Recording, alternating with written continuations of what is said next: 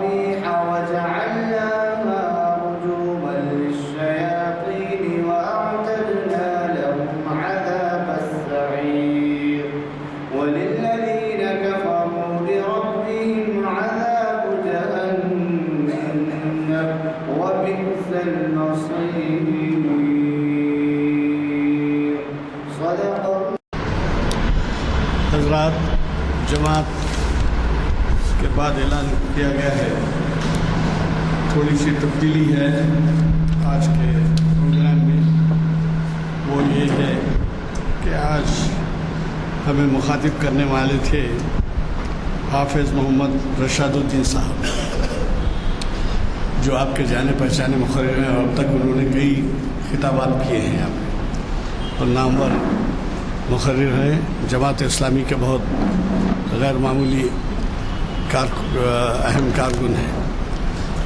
تو آج جو صاحب تشریف لائے ہیں ان کے بارے میں آپ کو بتایا گیا ہے کہ وہ نام لکھے نا محمد، نام آج جو لکھے کیا لکھے جی ہاں محمد ابو بکر صاحب تشریف لائے ہیں اور وہ ہم کو جو ہے آج کے کرنٹ عنوان سے جو سبھی جانتے ہیں ایسا بہترین عنوان انہوں نے منتخب کیا ہے کہ طبیعت چاہتی ہے کہ جی بھر کے سنیں ان کو، اور وہ عنوان ہے پیغام حج. جامع مسجد عالیہ گن فاؤنڈری، جامع مسجد عالیہ گن فاؤنڈری کے کانفرنس ہال میں یہ نشست آج بتاریخ 8 جولائی 2019 مطابق 4 ذی-القعدہ 1440 ہجری منعقد ہو رہی ہے، اور بعد اثر کے منعقد ہو رہی ہے حسب معمول. اور جیسے میں نے آپ سے بتایا کہ یہ ہماری شریعت انفارمیشن کی 666ویں نشست ہے.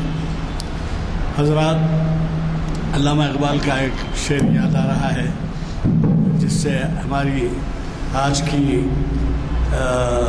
کے خطاب کی، آج کی نشست کی اہمیت بڑھ جاتی ہے کہ علامہ اقبال فرماتے ہیں، آپ کو تو معلوم ہے یوں تو ان کو شاعر اسلام کہا جاتا ہے، لیکن وہ شاعر اسلام نہیں بلکہ شاعر انسانیت تھی.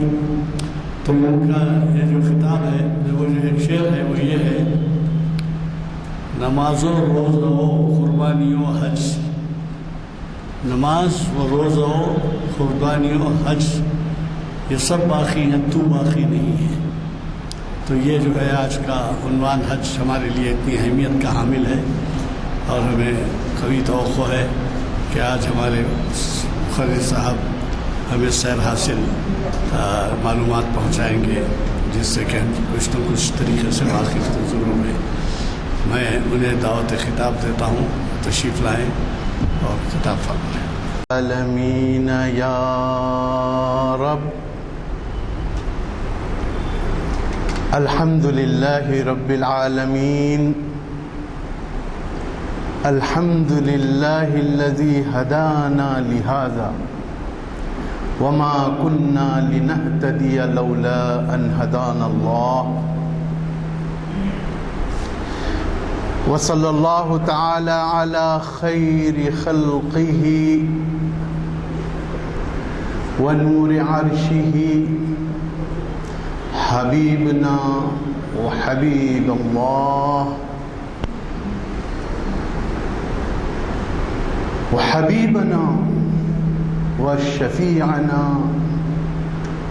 وعظیمنا وسندنا ومولانا محمد وعلى آلہ واصحابہ ومن والاه. اما بعد، فقال اللہ تعالی فی القرآن المجید والفرقان الحمید: فاعوذ باللہ من الشیطان الرجیم، بسم اللہ الرحمن الرحیم. وَلِلَّهِ عَلَى النَّاسِ حِجُّ الْبَيْتِ مَنِ اسْتَطَاعَ إِلَيْهِ سَبِيلًا. صدق اللہ العظیم. وقال النبی صلی اللہ علیہ وسلم: وقال النبي صلى الله عليه وسلم من لم يمنعه ضرورة حاجة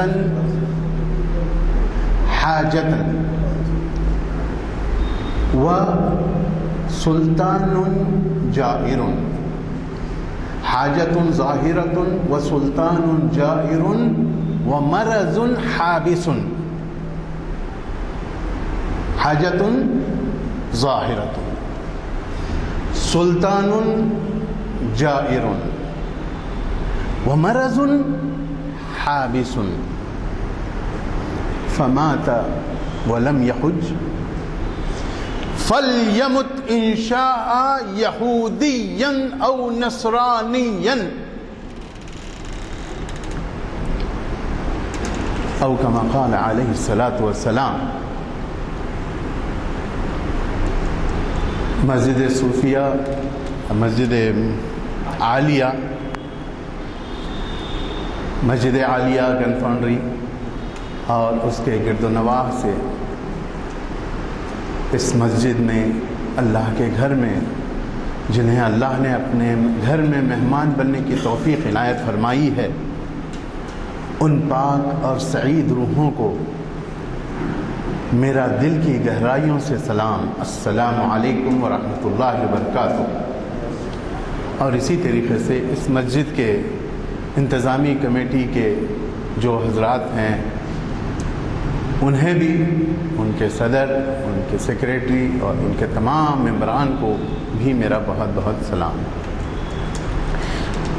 میری دعا ہے کہ اللہ پاک آپ کا یہاں آنا قبول فرمائے اور اس کو حدیث کے مصداق ٹھہرائے کہ فرشتوں کی جماعت نکلی ہے اور شہر میں چپے چپے میں جا کر گلی کوچوں میں ڈھونڈ رہی ہے، ہر جگہ ڈھونڈ رہی ہے. ایک فرشتہ اللہ کے اس گھر میں بھی آ گیا ہے. جب اس نے دیکھا ہے کہ اللہ کے گھروں میں سے ایک گھر میں اللہ کی پاک کتاب قرآن پاک کا درس و تدریس سیکھنے اور سکھانے کا معاملہ چل رہا ہے، تو وہ فرشتہ اپنی تمام جماعت کو بلا لیتا ہے، بھائی ادھر آ جاؤ، تم لوگ کدھر جا رہے ہو؟ تم کو جس کی تلاش ہے، جن کی تلاش ہے وہ یہاں ہے، آئیے سب آئیے. تو وہ سارے کے سارے آ جاتے ہیں، آ کر اپنے پر پھیلا دیتے ہیں. اللہ کی رحمت انہیں ڈھانک لیتی ہے. اللہ تبارک و تعالیٰ پورے فخر سے فرشتوں کے سامنے ذکر کرتے ہیں اور وہاں پر فخر سے کہتے ہیں کہ دیکھو تم لوگ کیا کہہ رہے تھے کہ یہ انسان دنیا میں جا کر، زمین میں جا کر فساد پھیلائے گا. دیکھو میرے بندے بیٹھے ہیں، میرا ذکر کر رہے ہیں، غور و فکر کر رہے ہیں. تو فرشتوں سے پوچھا جاتا ہے کیا انہوں نے مجھے دیکھا ہے جو مجھ سے اتنا پیار کر رہے ہیں؟ نہیں دیکھا. اگر دیکھتے تو کیا ہوتا، اگر دیکھتے تو کیا ہوتا، وہ تو اور بھی زیادہ آپ کا ذکر کرتے ہیں. کیا انہوں نے مجھے دیکھا ہے کہ وہ مجھ سے ڈرے؟ کیا انہوں نے میری جنت کو دیکھا، میری دوزخ کو دیکھا؟ نہیں دیکھا. اگر دیکھتے تو کیا ہوتا. تو چنانچہ اللہ تبارک و تعالی فرشتوں کو گواہ بنا کر ان کی مغفرت کے فیصلے فرماتے ہیں. اس محفل کے ختم ہونے سے پہلے میری یہ دعا ہے کہ ہم تمام کو اللہ تبارک و تعالیٰ وہ پروانے، وہ جو ہے مغفرت نامے، وہ ہمیں اس محفل سے اٹھنے سے پہلے عطا فرما دیں اور ہماری مغفرت کے فیصلے فرما دیں. اور ہم یہاں جو بیٹھے ہیں اس کو قبول فرمائے اور جو ہمارا سیکھنا سکھانا ہے اللہ تبارک و تعالیٰ اس کو بھی قبول فرمائے، شرف قبولیت سے نوازے.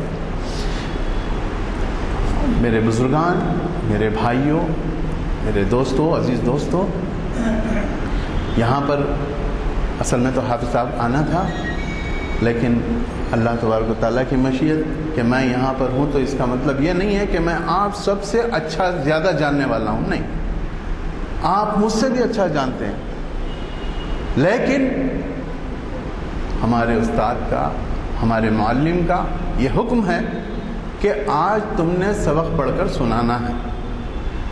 تو اس کلاس میں جو بیٹھے ہیں کوئی کسی سے بڑھ کر نہیں ہیں، بلکہ آپ لوگ مجھ سے زیادہ ہیں، لیکن چونکہ استاد کا حکم ہے، حکم کی تعمیل میں میں یہاں ہوں۔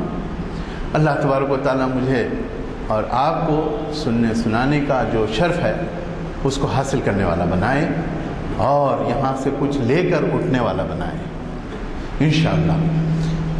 تو آج میں نے سوچا کہ اسلام میں عدل، مساوات، آج کا جو کرنٹ ایشو، جیسا کہ مولانا نے فرمایا، کرنٹ کا ایشو کیا ہے؟ لوگ حج پر جا رہے ہیں، لوگ حج کے لیے تیاریاں کر رہے ہیں، اور ایک مرحلے سے لوگ گزر چکے ہیں۔ وہ کون سا ہے؟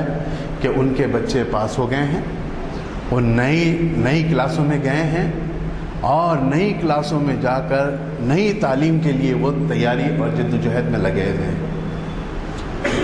میرے بھائی، جن کو اللہ تبارک و تعالیٰ نے یہ استطاعت دی ہے وہ بہت اچھی بات ہے، لیکن جن کو استطاعت نہیں دی ہے وہ خون کے آنسو رو رہے ہیں کہ ہمارے بچے وہ تعلیم حاصل نہیں کر پا رہے ہیں جو کہ دوسروں کے بچے حاصل کر رہے ہیں۔ تو اجتماعیت اور عدل، اس میں عدل اجتماعی، عدل سے مراد ہم یہ سمجھتے ہیں کہ چند ایک چیز ہے، ایک باپ ہے، باپ کی کچھ جائیداد ہے، مکان ہے، دکان ہے، اس کو دو بچوں کو مساویانہ نصف تقسیم کر کے دے دینا، اس کو ہم عدل سمجھتے ہیں۔ انصاف کرنا، نصف انصاف، ٹھیک ہے، تو ہم یہ سمجھتے ہیں۔ لیکن عدل ہے کیا؟ عدل یہ ہے کہ توازن کو برقرار رکھنا، اور اس کو تناسب کے ساتھ تقسیم کرنا۔ تناسب اور توازن، کئی فلسفے اس وجہ سے فیل ہوئے۔ شہریت میں سب کے حقوق برابر ہیں، وراثت میں سب کے حقوق برابر ہیں، لیکن اجتماعی زندگی میں اگر کوئی نصف کر کے انصاف کرنے لگے گا تو یہ دنیا نہیں چلنے والی۔ اس میں مسجد کے کوئی صدر ہوں گے، اس میں کوئی سیکریٹری ہوں گے، تو کوئی عام ممبر ہوں گے۔ تو اللہ تبارک و تعالیٰ نے کسی کو جج بنایا، تو کسی کو وکیل بنایا، تو کسی کو چپراسی بنایا، کسی کو کلرک بنایا۔ تو آپ دیکھیے، اب حج میں جاتے ہیں، نماز کو جاتے ہیں، تو اس میں کیا ہے؟ مساوی، سب کے سب مساوی ہیں، سب کے سب برابر ہیں۔ ایک ہی صف میں کھڑے ہو گئے محمود و ایاز۔ کلمہ پڑھتے ہی جس وقت انسان اسلام میں داخل ہوتا ہے تو ایک مضبوط اجتماعیت میں داخل ہوتا ہے، جہاں پر اسے انصاف بھی ملتا ہے اور ساتھ ہی ساتھ عدل بھی اس کو میسر آتا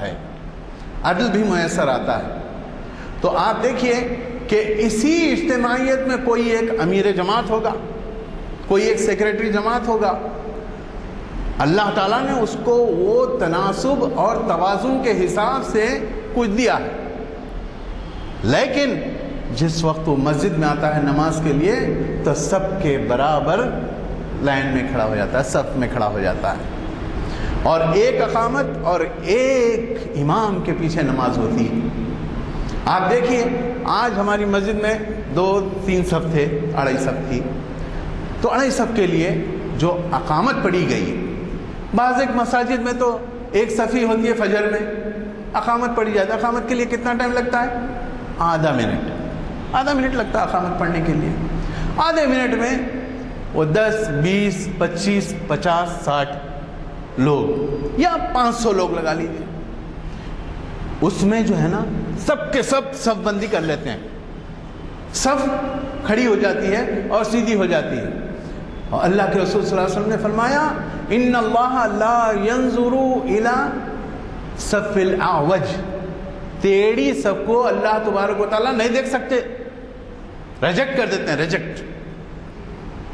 تو آدھے منٹ میں وہ 50 آدمی 25 آدمی صف درست کر لیے.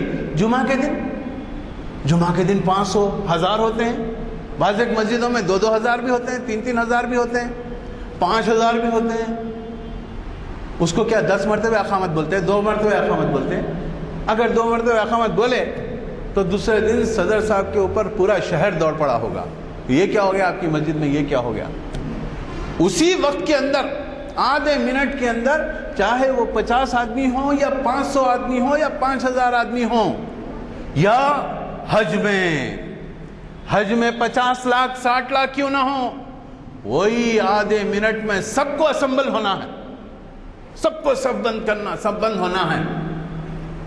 اتنا یہ اجتماعیت میں، اسلام کی یہ اجتماعیت میں اتنا ڈسپلن ہے کہ آپ کو بڑی سے بڑی فوج میں، بڑے سے بڑے ہراول دستے میں، پولیس کی اس میں، کسی میں بھی آپ کو جو ہے نا اتنی مضبوط اجتماعیت، اتنی ڈسپلنڈ اجتماعیت کہیں نظر نہیں آئے گی. آدھے منٹ کے اندر 50 سے 60 لاکھ لوگ اسمبل ہوتے ہیں، اور سلام پھرنے کے بعد، دعا ہونے کے بعد سب کے سب جدھر کے ادھر ڈسبرس ہو جاتے ہیں. آپ دیکھیے کہ کتنی مضبوط اجتماعیت ہے. اللہ کے ساتھ کلمہ پڑھ کے انسان جس وقت اس اجتماعیت میں داخل ہوتا ہے تو ایک بہت مضبوط اجتماعیت کا وہ ممبر، فرد بن جاتا ہے، اس کا حصہ بن جاتا ہے. اس کے بعد میں جس وقت نماز کے لیے آتا ہے تو وہ تعلق مضبوط ہو جاتا ہے، مضبوط 5 وقت وہ مضبوط اللہ تعالیٰ کے ساتھ اپنا تعلق مضبوط کرتا ہے، اور اجتماعیت کا حصہ مضبوط سے مضبوط تر ہوتا جاتا ہے. اس کے بعد میں دوسرا کیا ہے، روزہ. پھر محبت ابھرتی ہے. اپنے محبوب کے لیے وہ بھوکا پیاسا رہنا برداشت کر لیتا ہے. پہلے تو رات کو فجر کے ساتھ جس وقت گہری نیند میں ہوتا ہے 4-5 بجے اٹھ کر مسجد کو آنا، نماز پڑھنا، عشاء کے وقت، عصر کے وقت، ظہر کے وقت کام کاج کا وقت، مغرب عشاء کا وقت، ٹائم نکال کر وقت پہ پہنچنا، تعلق کو اپنے تعلق کو وہاں پر بتانا، ظاہر کرنا. اس کے بعد میں اپنے محبوب کے لیے بھوکا رہنا، پیاسا رہنا، خواہشات سے دور رہنا. یہ کیا ہے؟ یہ جو ہے نا اللہ کے ساتھ اپنی محبت کو بتانا. اس کے بعد میں کیا ہے بھائی، یہ جیب ہے نا، جیب، یہ جیب کے اندر جو ہے نا پیسے ہوتے ہیں، پیسے بڑی محنت سے کمائے ہوتے ہیں، پیسے بڑی محنت سے. بہت پیار ہوتا ہے اس پیسے سے، بہت پیار ہوتا ہے، لیکن بے دریغ اس کو اپنے دل، یہ جو جیب کے اندر جو دل ہے نا، اس میں پیسے کی محبت کو نکال کر اللہ کی محبت کو اس میں ڈالنا. تو کیا کرنا پڑے گا؟ اس جیب سے اس مال و متاع کی محبت کو نکالنا پڑے گا، نکالنا پڑے گا. تب کہیں جا کر اس کے جیب کے اندر جو چیز اللہ نے رکھی ہے، دل، وہ پاک ہوگا. اس میں اللہ کی محبت آئے گی، اس میں اللہ کی محبت آئے گی. اور اس کے بعد کیا ہوگا؟ آدمی کا وہ جو محبت اور پیار ہے، اس کی وہ محبت اور پیار عشق میں تبدیل ہو جاتی ہے. عشق میں وہ دیوانہ وار مجنو بن جاتا ہے. اس کو کپڑوں کا کپڑے نکال دیتا ہے، صرف ایک چادر نیچے ایک چادر اوپر لپیٹ لیا ہوا ہے. جو ہیرو بن کر پھرتا تھا، جو اپنے بالوں کو، ٹوپی کو، شیروانی کو، کپڑوں کو، سوٹ کو، اپنے کپڑوں کو بہترین سے بہترین رکھتا تھا، خوشبو لگائے ہوا رہتا تھا، لیکن وہاں پر جانے کے بعد یہ سب ختم ہو جاتا ہے. اور وہ بے اختیار اپنے محبوب کو پکارتا ہے، لبیک اللہم لبیک، میں آ گیا میرے رب، میں حاضر ہوں میرے رب، میں آ گیا. جب مسجد میں آتے ہیں، مسجد میں بات مت کرو، زیادہ شور مت کرو، مسجد ہے، اللہ کا گھر ہے، ہاں بیٹھو. لیکن وہاں نہیں، وہاں تو اپنی جنونیت کا، اپنے دیوانے پن کا اظہار کرنا ہے کہ کتنا زبردست عشق اللہ تبارک و تعالیٰ سے ہمیں ہے. یہ عشق کا وہاں پر اظہار کرنا ہے کہ جیسے اللہ تبارک و تعالیٰ کے اس بندے نے، حضرت ابراہیم علیہ السلام نے بتوں کو توڑ کر اور اس کے لیے آگ میں گرنے کو تیار ہو کر ایک اللہ کی اور اللہ سے محبت کی جو داستان رقم کی تھی، اور اپنے بڑی مشکل سے دعائیں مانگ کر جو دیے ہوئے اولاد کو اللہ کی راہ میں قربان کرنے کا اس کی جو رسم انہوں نے وہاں ڈالی تھی، اس کو دوبارہ زندہ کرنا ہے اور بے اختیار اللہ کو پکارتے ہوئے جانا اور وہاں سے پھر وہ پیغام لے کر آنا ہے کہ حضور اکرم صلی اللہ علیہ وسلم نے اپنے آخری خطبے میں ارشاد فرمایا تھا کہ کسی کو کسی پر کوئی فضل نہیں ہے، بڑاپن نہیں ہے، کہ سب کے سب انسان ایک مرد اور ایک عورت سے پیدا کیے گئے ہو، کسی عربی کو کسی عجمی پر، کسی گورے کو کسی کالے پر، کسی مالدار کو کسی غریب پر کوئی فضیلت نہیں. فضیلت کا اگر کوئی معیار ہے تو وہ ان اکرمکم عند اللہ اتقاکم، تقوی ہے، تقوی.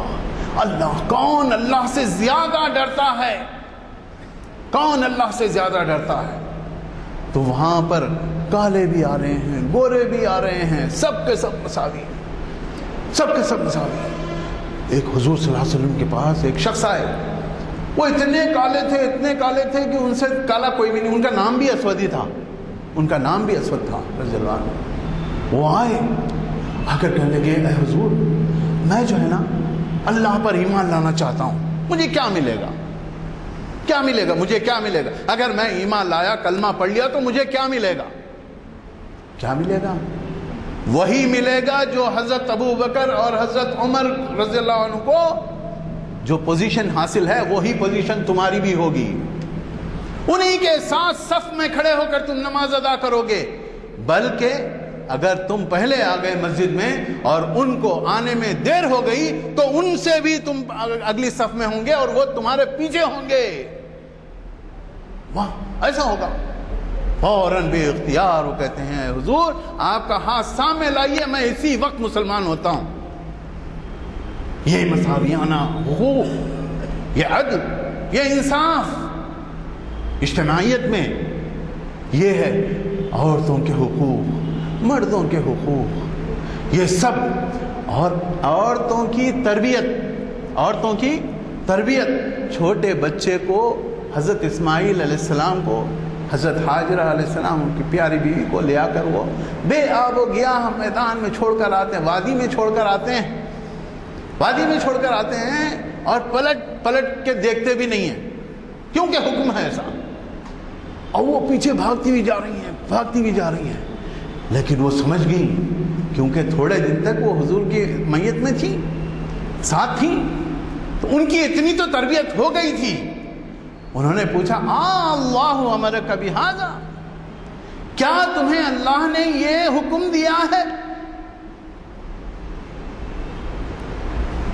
سر ہلایا انہوں نے، پلٹ کے ہاں بھی نہیں کہا، صرف سر ہلایا.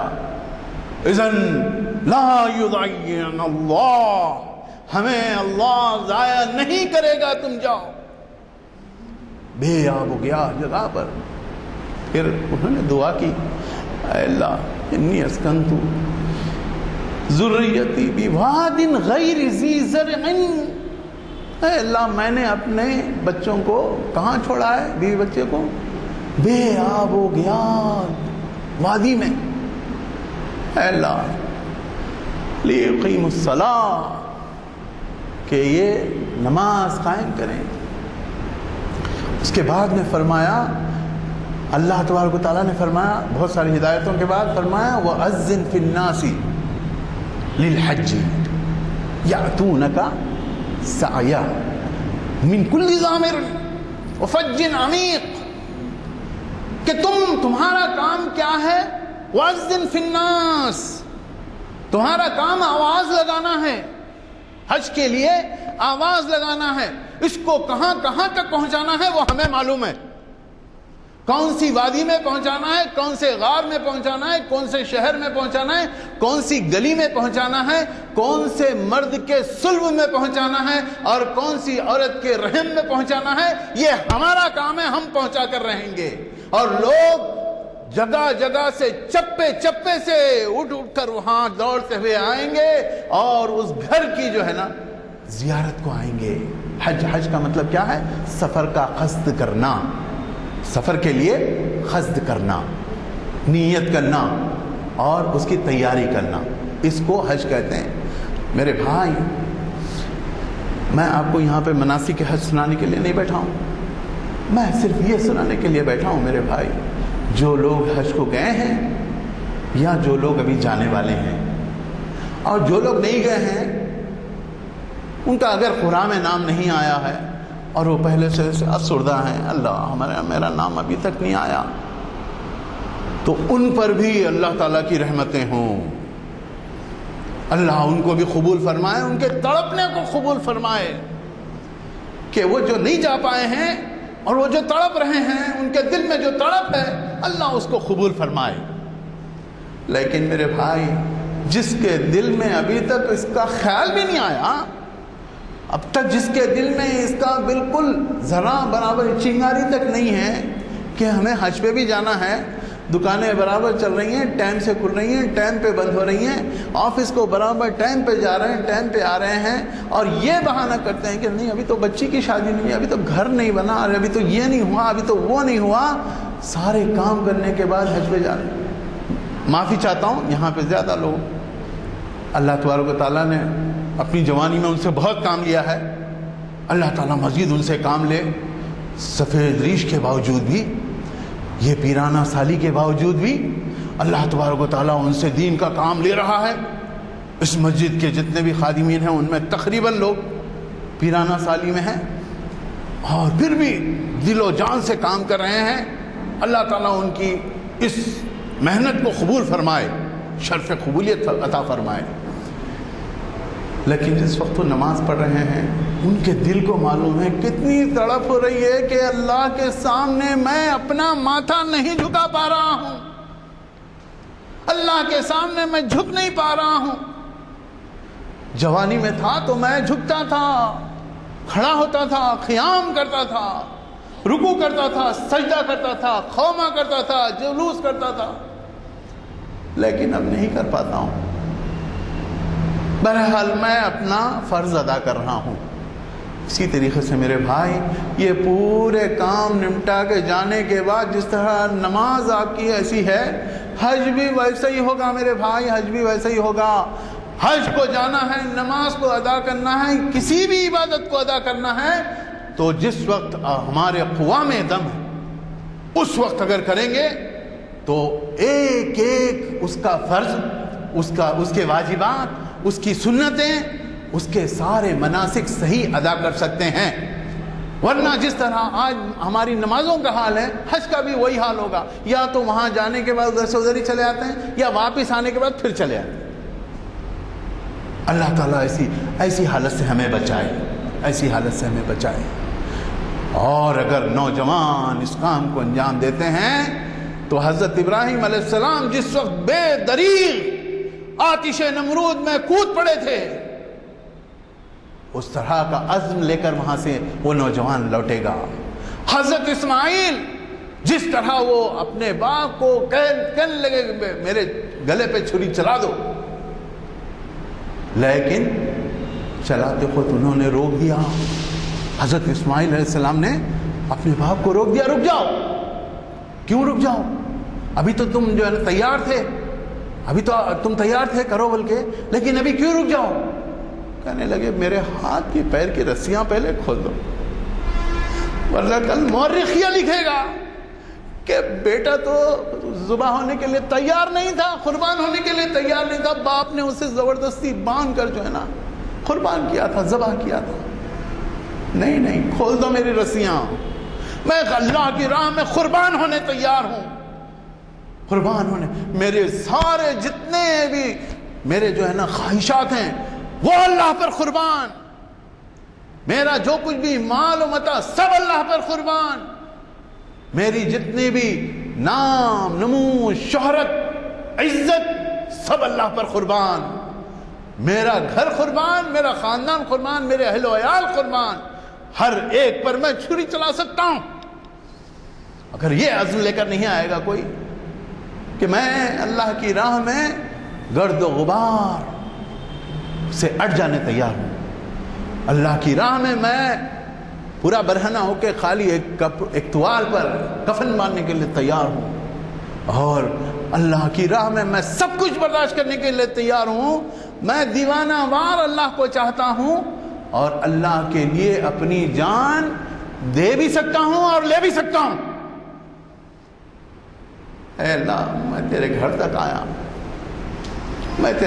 آیا تیرے سے ملاقات کرنے کے لیے، لیکن ملاقات نہیں ہوئی۔